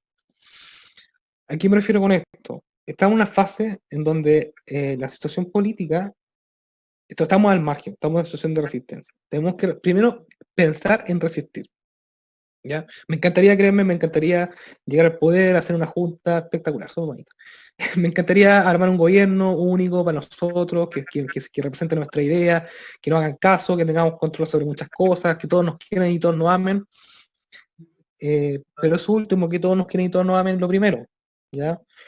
Y primero hay que a la gente mostrarle que estamos en una guerra, mostrarle que estamos en una situación de conflicto, mostrarles eso. Porque si no sienten que esto es un conflicto, o si no sienten como adversario, nuestro adversario, no se van a unir a nosotros. ¿Ya? Porque el adversario, nosotros ya hemos investigado y todavía podemos seguir investigando, pero ya sabemos cómo opera y sabemos lo que quiere. Eso que quiere, tenemos que concretamente nosotros mostrarle a la ciudadanía a la gente que evidentemente es negativo porque derechamente lo que ellos buscan es desmoralizar, debilitar y destruir, y deconstruir concretamente, destruir en alemán, los principios y los pilares de nuestra institucionalidad y a través de eso nuestra forma de adaptarnos a este mundo, que entre comillas es nuestra propia identidad, nuestra patria. ¿Ya? Institucionalidad me refiero a institucionalidad económica como política. ¿Ya? Entonces, si bien es cierto, podría decirte que lo obvio, que sería como generar un contradiscurso similar, buscar la forma de encantar muy bien a todo esto lo que se está haciendo, muy bien que se haga estas charlas, muy bien que se creen grupos musicales, muy bien que generen estilos musicales de resistencia, muy bien que haya canales de YouTube de resistencia, muy bien que haya todo eso, pero todavía tenemos que pensar desde la resistencia, desde el pensamiento de resistencia. Ya estamos haciendo esto no para atacar ya de forma directa, efectiva, para dar un golpe al tiro efectivo de forma directa, sino para construir y preparar el cañonazo que yo le digo. ¿Ya? Porque si no preparamos el cañón, si no preparamos las armas, si no preparamos nuestras unidades para atacar, o sea, primero tenemos que construir nuestras unidades para defendernos, para poder formar y organizar nuestra base, definir nuestra estrategia. Y luego de eso tenemos que atacar. Y créanme que esto va a durar por lo menos 50, 30, 40 años. ¿Ya? Esto no es de ahora. Créanme que si sale algún político que nos guste o que nos llegue a gustar durante el tiempo antes de las elecciones y todos le aplaudamos y todo súper bien, eso no es más que un mínimo del proceso político que nosotros tenemos que generar. ¿Ya? Nosotros lo que tenemos que generar es vanguardia. Eso es lo que nosotros tenemos que pensar. ¿Y qué significa ser vanguardia? Significa abrir camino, volver ideas no solamente atractivas, sino que plausibles y practicables. Hacer creer que nuestras ideas y creencias son altamente atractivas y altamente potentes. ¿Ya? Y ese trabajo hay que gestarlo de a poco, de a poco, de a poco, de a poco. No se puede pretender atacar al enemigo en 10 minutos como se mostró en el video. Quizás esos 10 minutos sean 10 años. ¿Ya? Y cada uno de estos minutos significa un paso a paso, significa alinearse con otros, significa buscar alianzas, significa unirnos, porque es algo que no habíamos visto antes. Recuerden lo que pasó con el Partido Nacional. El Partido Nacional era unión de nacionalistas, liberales y conservadores. Ahora actualmente quizás no hay un partido, porque la lógica de partido ya no sirve. También eso es importante mencionarlo. Ahí, ¿en qué sentido? Que no va a haber un partido único que no representa a todo. Van a haber varios partidos que quizás representen a un movimiento general. A eso me refiero. Entonces, de a poco unirnos, de a poco aliarnos. Y porque nos hemos dado cuenta que parece que unirnos es la meta. ¿Ya? Entonces, pensemos en eso. No digo que dejen de hacer cosas. Yo también tengo un canal donde analizamos de videojuego y política. Aprovecho de darle la publicidad que se llama Saliendo del Tutorial y justamente tratamos de hacer un análisis de eso. ¿Ya? Los invito de antemano a conocer el canal Saliendo del Tutorial. Y de a poco. Y créanme yo que tengo todas las ganas, quizás hasta tengo, no sé, una formación ideológica un poco más profunda, no sé, que mucho. Aún así, yo creo que hay que unir primero, unir antes de salir a atacar al tiro. ¿Ya? y seguir uniendo a pesar de que quizá ganemos unas elecciones, seguir uniendo a pesar de que quizá ganemos el rechazo, seguir uniendo a pesar de que tengamos muchas más historias, porque el daño en el tejido social que está actualmente, el daño, el virus que está actualmente contaminando nuestra cultura no es, no son, no es la pandemia del coronavirus, es concretamente el fratricidio generado por la lucha de clase y el comunismo. Entonces, ese daño hay que recuperarlo. Ese daño hay que de alguna forma repararlo, hay que recuperar el tejido. Y esa pega que estamos haciendo de activar puntos, activar gente, activar influencers, activar intelectuales, activar youtubers, activar músicos, está bien, pero vamos de a poco y vamos buscando unidad, más que atacar todo de ahora, porque créanme, no tenemos ni siquiera unidades para atacar. Tenemos solamente recursos que estamos generando para poder organizar. Bien, vamos ahora con Francisco Briones y terminamos con Patricio Sánchez, respetando el número de 5 personas. Francisco, voy a darte, espérame. Francisco, no puedo darte la opción de quitarte el silencio. No sé si tú puedes.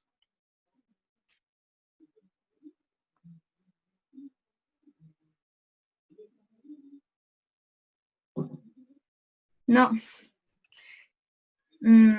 Es que acá no me sale la opción para digamos que tú puedas hablar. A ver, ahora sí. ¿Ahí sí o no? Ahí sí. Ya. Ahí está. Listo. Ahí estamos. Hola, buenas. Primero que todo, gracias por la presentación, Guillermo, muy buena presentación. Creo que al principio nadie hizo preguntas porque lo había aclarado muy bien todo el tema.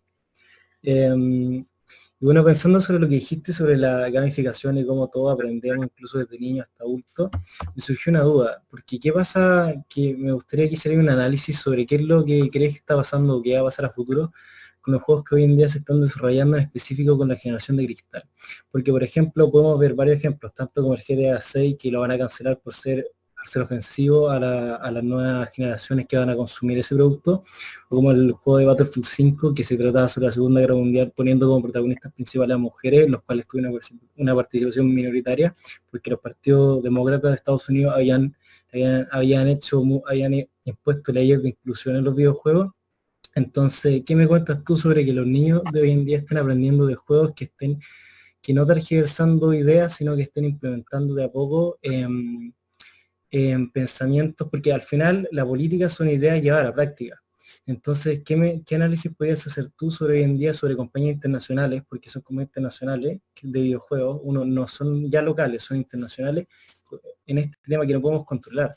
Entonces, por ejemplo, en el juego de Last of Us 2, donde tuvo una crítica muy negativa por parte de los jugadores, pero las compañías de ratings le pusieron nota 100. Pero en cambio, si uno va a Steam, por ejemplo, donde están las compañías que ponen ratings, y está del otro lado la gente que pone ratings sobre el juego, es muy baja la gente que pone rating, pero las compañías siguen, como tienen acciones, siguen poniéndole buenos ratings. Entonces, ¿cómo ves tú que hoy en día las compañías internacionales de videojuegos que le enseñan a los niños chicos sobre varias ideas están siendo manipuladas por partidos políticos que están tergiversando ideas dentro de la mente de los niños chicos? Sí, ese es un temazo. De hecho, voy a hacerte un resumen porque el resto lo voy a ver en el primer capítulo, salió en el tutorial, y ahí aprovecho de dar el aviso. Hablamos de las Foras 2 y mencionamos una cosa bien particular, que efectivamente lo que está ocurriendo es que los videojuegos cada vez están teniendo más influencia. ¿Por qué? Porque se están abriendo, ¿ya? Eso es lo que pasa. Antiguamente era imposible que hubiera un discurso ideológico en Mario Bros o en Legend of Zelda, inclusive en un RPG, que hubiera un discurso tan politizado, tan ideologizado, ¿no? Discurso me refiero generado desde el progresismo, ¿no? Porque generalmente los discursos que generaban los videojuegos desde los años 90, desde los años 80 en adelante, eran discursos que trataban de alguna forma de seguir cristalizando estas creencias que seguían particulando, el tema del concepto de salvar a la princesa, el ciclo del héroe, eran creencias que se veían en Mario Bros, que se veían en todos los juegos de RPG también en particular, que eran creencias que se querían como seguir heredando nomás. Pero desde los años 90 en adelante el videojuego se abrió no tanto a estas creencias como históricas, milenarias, sino que se abrió las creencias políticas de la época, o las creencias ideologizadas de la época. Entonces, los RPG empezaron a tener un contenido mucho más politizado, abrirse un poco a la violencia, a la pornografía, abrirse un poco a un montón de cosas. Y ahí tenemos diversas diferencias, porque la industria más conservadora actualmente es Nintendo, a pesar de que algunos no la quieren mucho, y las más abiertas, por el contrario, son Sony con Xbox y son particular Sony con PlayStation, perdón, y Microsoft con un Xbox, que son más abiertas, son más de norteamericanas y también son más progresistas en términos ideológicos. Y han decidido abrirse, ¿ya? Y han decidido incluso abrir sus sagas, ¿ya? O sea, antes sus sagas tenían una historia en particular, una estructura, un patrón narrativo, ahora ese patrón narrativo lo deconstruyen, lo resignifican para abrirse concretamente a la presión de los lobbies que existen actualmente en la política, ¿ya? Lobby de género, lobby feminista, etcétera, ¿ya? Eso está pasando, ¿ya? Eso está pasando con la industria en particular. O sea, ¿qué significa eso? La cultura lúdica es tan importante que ha hecho que la industria se abra. Y cuando la cultura lúdica es tan importante es porque la cultura política al parecer le está importando mucho, ¿ya? Entonces cada vez más esta ligación entre cultura lúdica y cultura política es importantísima, es mucho más potente.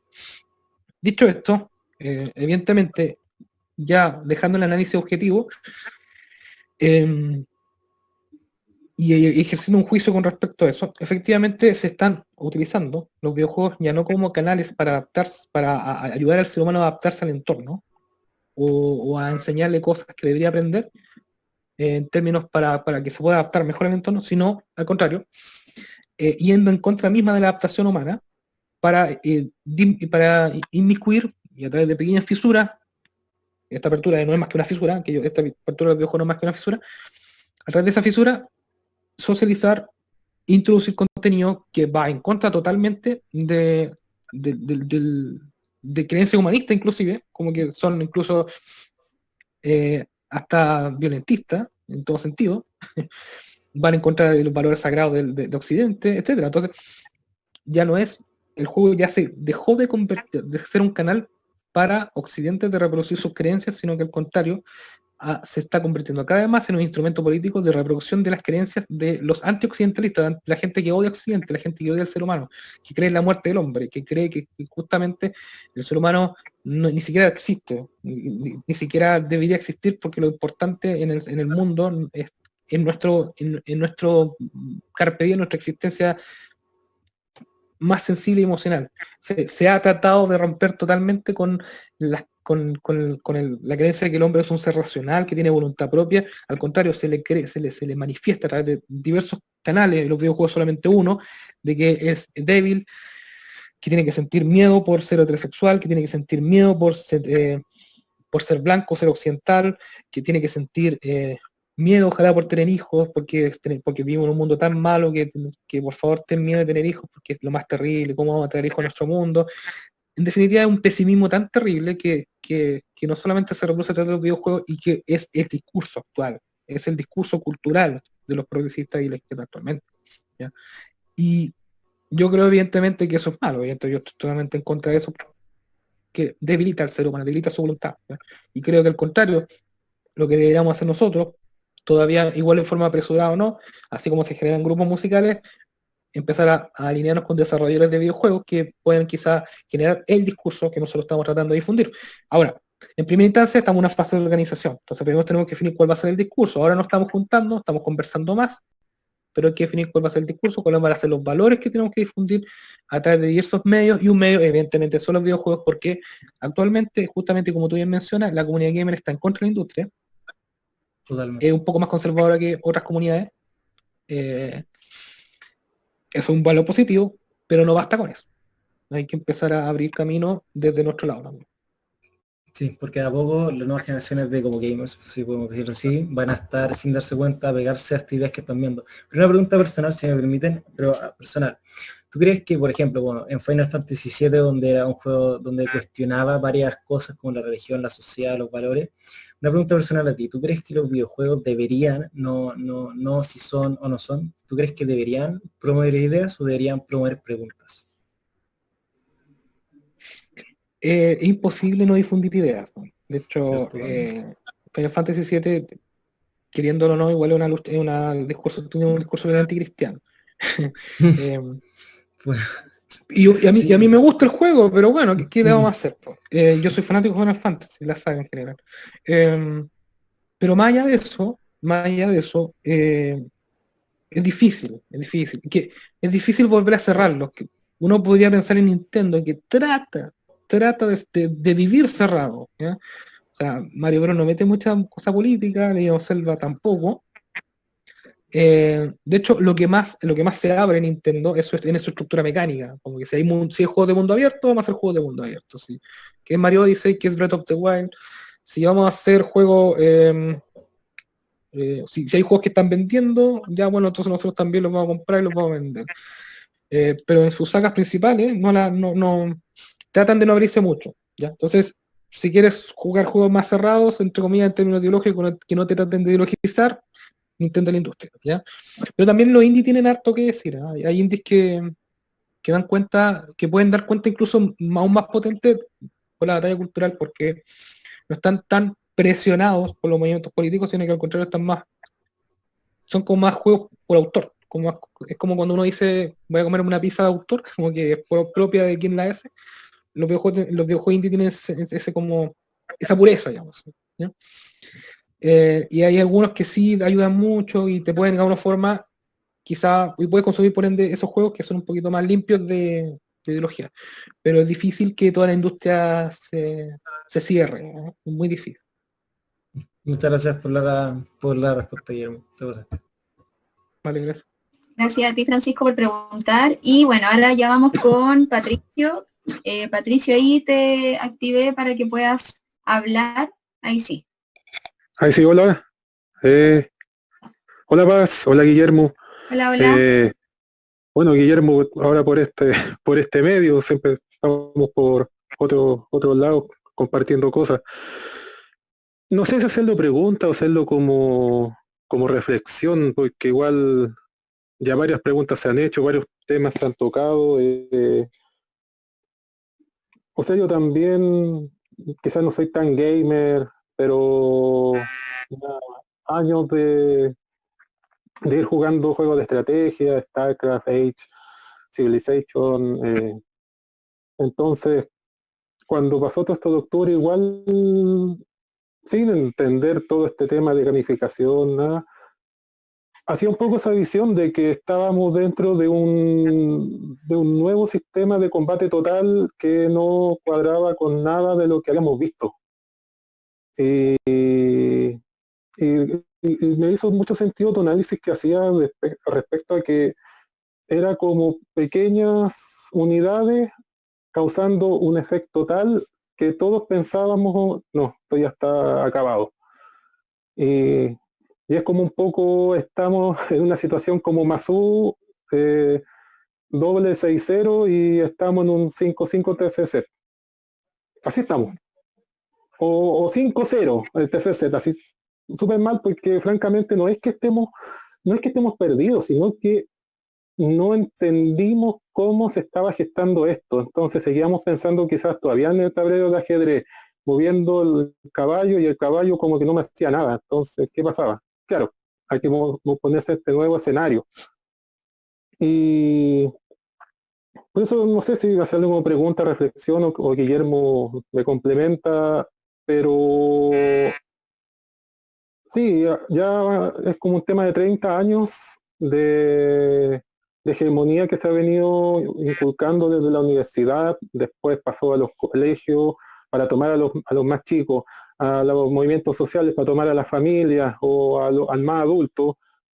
Y así reventó esta cosa y nadie sabe qué hacer, nadie sabe qué decir y claro, o tomamos un arma, salimos al ataque y nos matan. Total, nadie sabe qué hacer.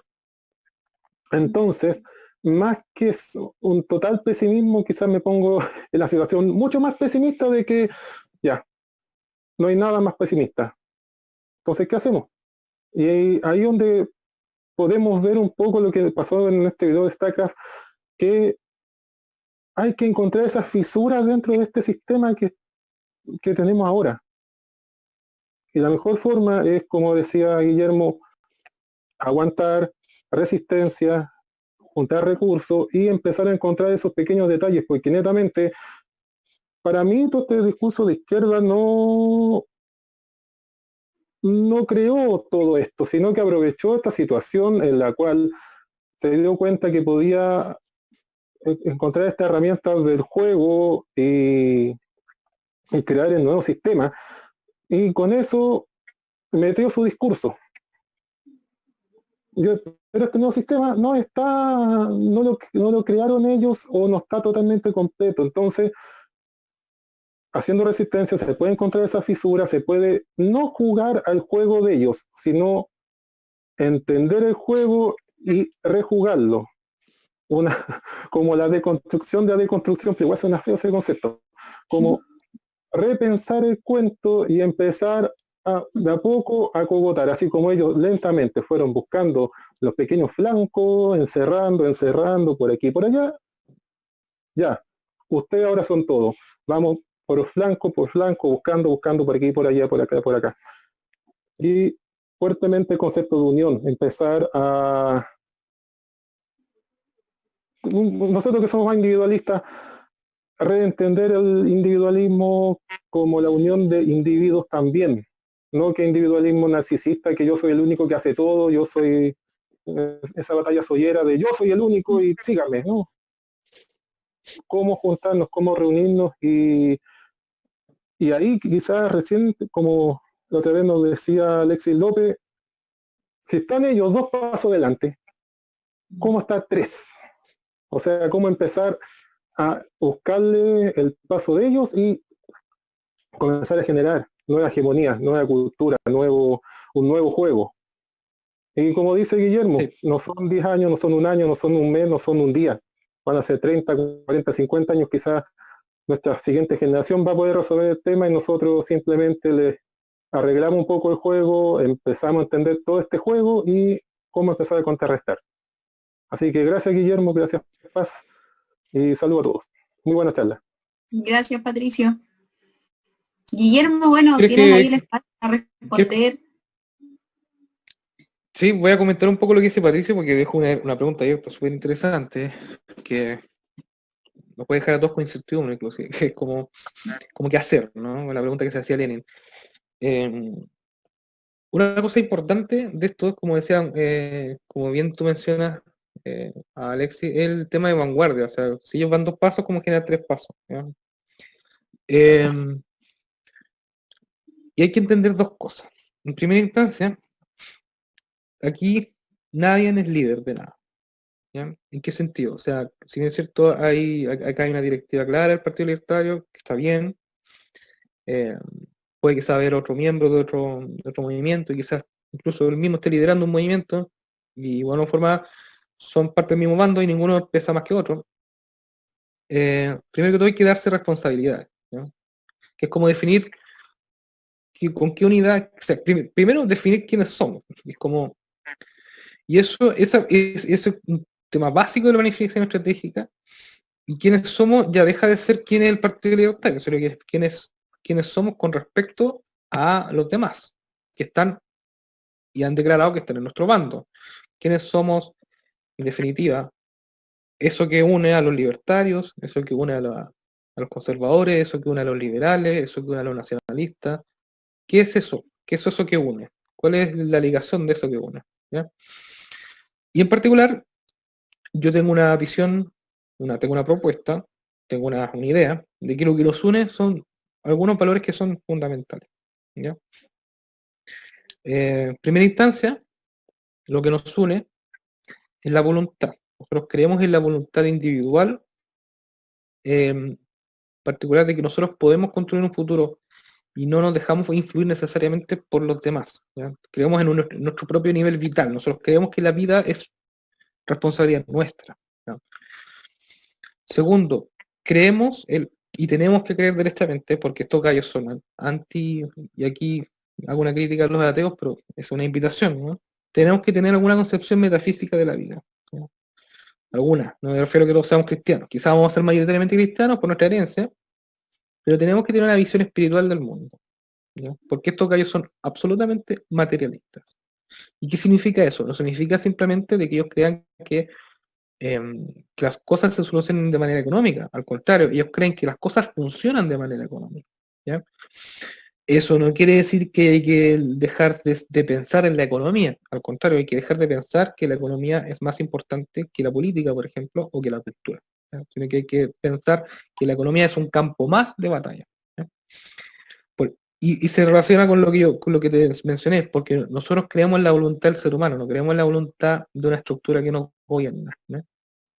Nosotros podemos construir nosotros mismos con ese pensamiento de, por una parte, tenemos la capacidad para construir algo y a su vez tenemos el sustento, tenemos una cosmovisión que concibe que no todo es materialista, sino que al contrario, hay tantos elementos materiales como espirituales en la vida. Entonces, tenemos una visión más integralista en definitiva. Más que decir que somos materialistas del otro lado, somos espiritualistas, al contrario, somos integralistas. Y un tercer punto importante es que nosotros no tenemos que rechazar nuestra tradición, ¿ya? Que son las creencias cristalizadas que nos han servido para adaptarnos al mundo. Porque así como nosotros creemos en la voluntad, creemos en que el ser humano es mucho más que solamente economía, o solamente plata, o solamente materia, creemos también, esta es mi propuesta personal, por ejemplo, creemos, y debemos creer, creo yo también, en que además somos capaces nosotros de, de somos herederos también de un cúmulo cultural importantísimo, de un acervo cultural súper potente que es Occidente. Para América sería la hispanidad, para Chile sería nuestra chilenidad. Entonces hay varios niveles, pero en general hay valores y creencias que nos han hecho bien. Y estos gallos lo que quieren hacernos es hacer sentirnos que esas creencias están mal. Eso no quiere decir que tengamos que volver al latifundio, eso no quiere decir que tengamos que volver a ser extremadamente machistas como lo éramos antes, eso no quiere decir nada de eso, simplemente significa que hay creencias que nos han ayudado a adaptarnos, a sentirnos bien con nosotros mismos y a mejorar incluso nuestra propia autoestima nacional, que tenemos que fortalecer y educar. Tenemos que volver a creer en nosotros, tenemos que volver a creer en reproducirnos como nación. No puedo decir que tengamos miedo a tener hijos, no puedo decir que tengamos miedo a salir a la calle porque hay un gallo tirando una mola. No tenemos que tener miedo, el miedo es quizá la principal arma del enemigo, lo que nos hace que nosotros no salgamos del tutorial, que estemos ahí constantemente pensando en la base. Entonces, en la base me refiero a nuestra guarida, ¿no? Tenemos que salir de la guarida y tenemos que salir con ánimo, con voluntad, sin miedo a nada, ojalá. Porque si queremos, si creemos en la voluntad, tenemos que dejar de tener miedo. Si queremos en un futuro, tenemos que dejar de pensar de que tener hijos es malo, de que si queremos emprender, queremos conquistar nuestro destino, tenemos que dejar de pensar que emprender es malo. O sea, todo lo que en general el ser humano puede emprender para sí y para su comunidad es lo que nosotros nos alinea, es lo que nosotros nos une, ¿ya? Porque nosotros creemos en el futuro, nosotros creemos que podemos construir el futuro. Nosotros no creemos que el Estado tiene que hacerlo todo, ¿ya? Yo soy nacionalista y a pesar de eso soy un poco minarquista. Yo creo que el Estado el gobierno tiene que ser más chico, no el Estado. ¿Y el Estado qué significa? El Estado no es la estructura material del Estado.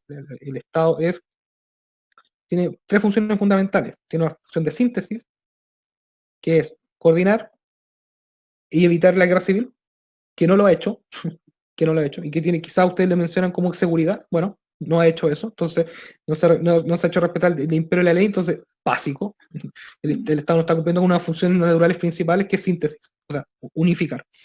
Segundo, el Estado tiene que ser capaz de coordinar voluntades, a pesar de que hay diferencias, coordinarlas, porque el Estado es el único capaz de generar objetivos políticos, ¿ya?